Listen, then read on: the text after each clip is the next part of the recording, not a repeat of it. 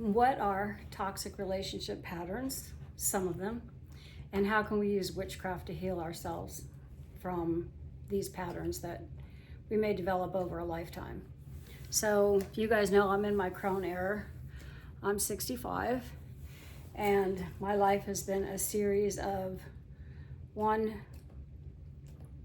bad relationship after the next.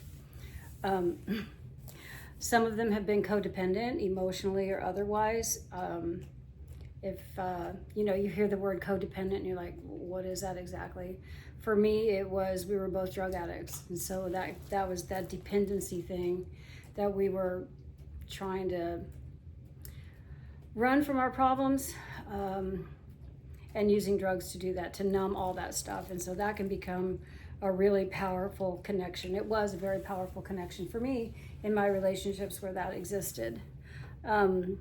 It can be really, really intense because, of course, the getting high magnifies everything. Another one, toxic relationship patterns, is choosing people that are unavailable. So Mr. Unavailable, and I think for me anyway, that, and I've done this, because my other favorite one is picking guys that need fixing, like I'm gonna fix them from whatever their problems are, or seeing potential in somebody, saying like, oh, I just see your potential, I know you can be a great man, and I'm gonna bring that out in you. So I'm like Florence Nightingale type of thing, right?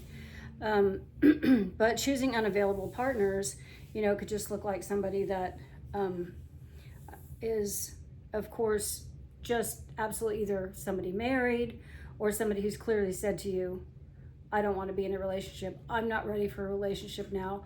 Or sometimes I had somebody say this to me, this is moving really fast, I don't want to move this fast. And I was just like, well, what do you mean? We're having so much fun, right? Let's go for it. And he put the brakes on it. And that was really an affront to me, because I'm like, what the fuck is the matter with you? So Mr. Unavailable, it turned out that was a good thing that he was unavailable, because he ended up being, anyway, not very nice. But my personal favorite of all the toxic relationship habits, the three that I'm going to talk about, which is codependency, picking unavailable partners, and then picking guys that need to be fixed, seeing the potential in someone. Because I swear to you, every single relationship I've had, I was like, God, I really see what this guy can be. I mean, he's a great communicator, he's got a really good personality, but sorry, my dog's here with me. Shh. But you know what, he was also, Tank, quiet. But he was also, but they, or not just him, it was multiple guys, were just, really messed up people, like a lot of emotional damage, a lot of trauma from childhood, a lot of their own bad relationships that they'd had that they never really got over. The ones that you see potential in, the problem that I've had with those is that I stick around in those relationships for way longer than I should have. I mean, even with my first husband, who I loved dearly, we were friends. We met when we were teenagers. We were just friends then. Then when we were almost 20, we met again, fell in love. But, both of us had very similar upbringings, where neglect in the family, feeling unloved in the family, parents that didn't, his stepfather was really abusive with him, to him rather, and all of his siblings were actually, he was the only one of 4 children that was not a biological child of the dad in the family. So there's 4 kids. He's the only one that didn't share biology with his stepdad. And he was actually the result of an affair. So his life was, his stepfather treated him poorly because he was a reminder of the affair that his wife had while he was off in the Navy. And so we had these like really intense experiences as children, these traumas that we lived with and had never healed from. And so we sort of clung to each other, that drew us together. And he was the first one, but he definitely was not the last one that this same pattern happened with. But I spent 10 years with him, and I kept telling myself, that you know, if I could just hold out till he was 35, I just knew that he would turn out to be a really good guy, because he was a good guy. He had a lot of good, there was a lot of good things about him, but unfortunately, the overriding thing was that he was very damaged, and he needed to get help. He needed to deal with the damage from his childhood, and instead of getting therapy, he used drugs, same as me, to, you know, for therapy, because that helps you forget things. It makes life feel more normal. And then, so that was, I finally gave up, because I was with him. We met when we were 19, almost 20. And I finally gave up right before I was 30, because at that time we had 3 kids, and I just looked around and said, shit, you know, these kids deserve better than this. And it was very hard to pull myself away from that, because I swear, I loved him for another 15 years after we divorced, and I had to move across the country because I wouldn't have been able to stay away from him. That was the intensity of that relationship. Similar thing happened years later when I got involved with my last relationship, where again, we both shared these childhood traumas of just this family stuff. So for him, it was he had mother issues. I also happen to have mother issues. I never felt like my mother loved me. She was really cruel at times when I was growing up. I mean, she did some terrible things. And he had a similar situation where his mother was very harsh, and he was a very sensitive Pisces, just a really sensitive soul, which I loved about him. But, you know, the healing from that, he wasn't healed from that. And he and we also used, you know, different drugs to sort of numb all of that and pretend like, you know, just push that stuff down. Push it down. And I think that's what we tend to do. It can be alcohol, it can be drugs, it can be something else, you know, some other addiction. But what I have found in my own patterns in my life is that these toxic relationships also come along with some other patterns that go along with them. So I don't know if you're listening to this and you're of a certain age, and you can look back on the relationships that you've had in your life and say, you know, start to analyze them. So, you know, what did they have in common? What brought you together? And why didn't it work? Because I think when we fail in relationships, we always look back and say, what could I have done differently? And sometimes I don't know that you can do anything differently, because sometimes we're so broken as human beings that we can't heal each other. And I feel like people who share traumas are sort of drawn together. They talk about this trauma bond, right? Where you share these similar experiences, and it's almost like a magnet, where you like recognize that wounded child or that abandoned child or that unloved child. You recognize that in another person. And then I know with me and my last love, who I really loved, I loved him for like 15 years. But again, I got to the point where I'm like, shit, you know, he's not getting his act together, and I'm getting older, and I'm not supporting his ass. He's not living off my Social Security. So it was, you know, it was actually my future. That same with when I was 30 with my first husband, where I was like looking at the future, saying like, what does my future hold if I stay with this person? And that was especially going to affect my kids at that time. With my last guy, my last relationship, it was more about my security as I got older. You know, I'm a woman. I make decent money, but I don't have a couple $1 million in my 401k to retire on. I'm not like, I'm not worried about what retirement's going to look like for me, and I don't want to be living off my kids. So I finally had to get myself out of that relationship. And again, you know, with him, I moved 1,000 miles away, because I didn't move away because I thought I would go back with him, because I was really at the end of my rope with him. We had broken up so many times. He'd cheated on me. He'd lied to me. He'd stolen from me. He'd just done all these and there's only so much that a person can take. And then you're just like, fuck this shit. Fuck you. I don't give a shit what you say. I'm gone. But anyway, so I came here. I moved 1,000 miles away from that, sold my house, and took off. And of course, there was still this pull with him, because I did, you know, my heart.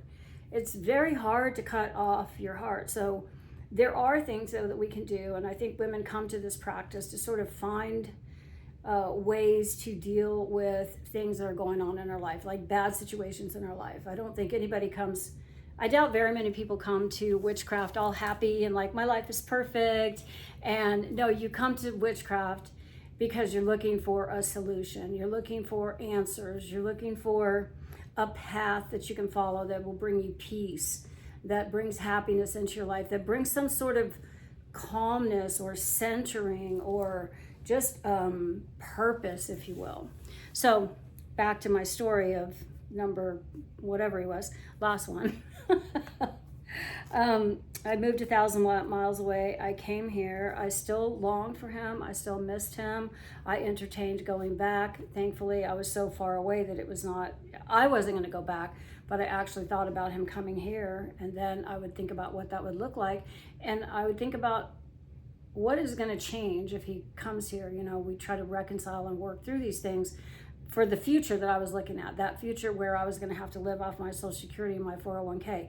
How would anything change for me with him if he was here? And the answer to that was, it was never going to change, because he was always going to be who he was going to be. And he is somebody who did not think about his future in retirement. He worked side jobs.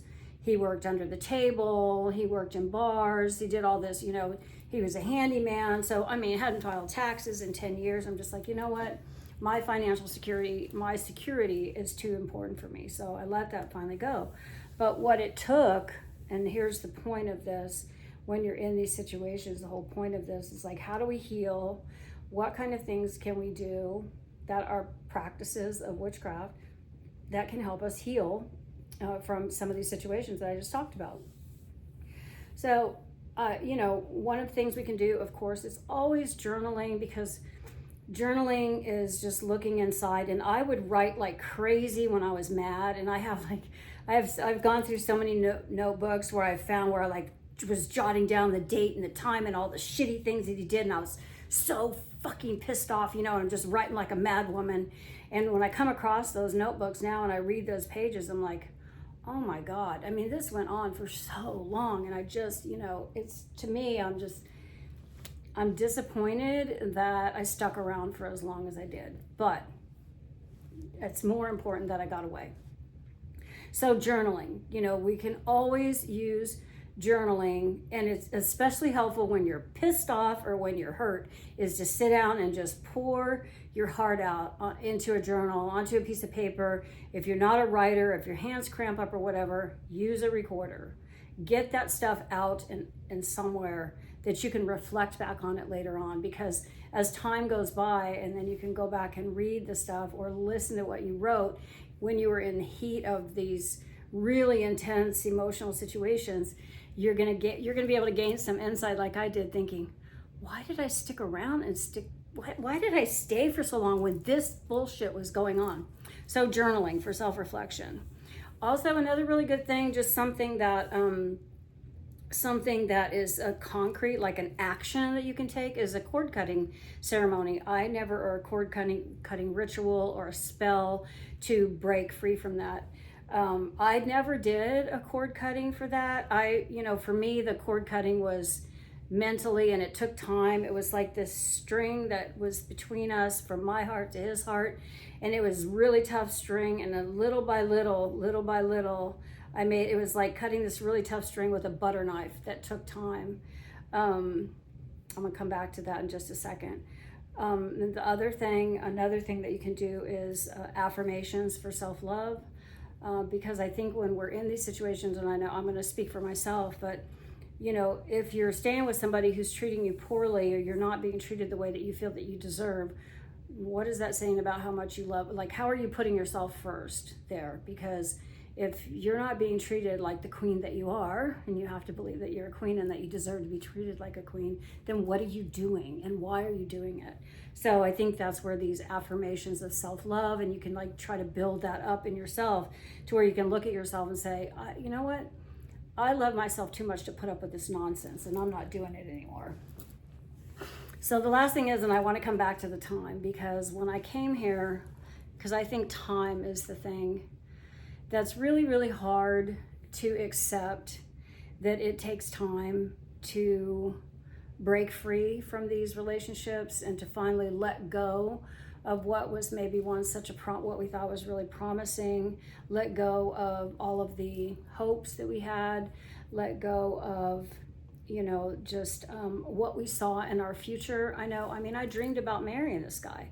You know, why? Because he didn't have shit, so why would I want to marry him? But I was clinging to it, is what I was doing. I was clinging to that relationship because I was, you know, I was desperate to just have somebody love me. That's a whole nother talk show. But so I think that we have to give ourselves time. And I think that that's really important. And if we can find things to do during that time, to just sort of self-care, you know, take care of yourself, rest, try to be with friends, try to pick up some hobbies and things like that. But, you know, this last relationship really took a toll on me because I feel like that once I moved away, the bond between us was so strong because we had been through a lot. In 15 years, we had been through some really traumatic experiences together. He was in jail for 7 years and I stood by him, shit like that. I mean, shit that most people don't go through, right? So this cord, if you will, this imaginary cord that tied me to him, our hearts to each other, I feel like it was this really thick vine. And I feel like that the time that it took to finally cut it permanently, it was like a butter knife with a really hard, you know, like almost like a steel cord or something, because that's how powerful it was. But I did heal. It did take time. I did, you know, go back and forth. And so if you're experiencing that, or if you have experienced that, you can probably recognize some of these things that I'm talking about. But I do feel strongly that we can find practices and rituals and spells and practices, did I say that already? Practices in witchcraft that can help us heal from toxic relationships. And then the next step to that is like, how do we get into the next relationship without dragging that stuff with us? So I will talk about that in the next video.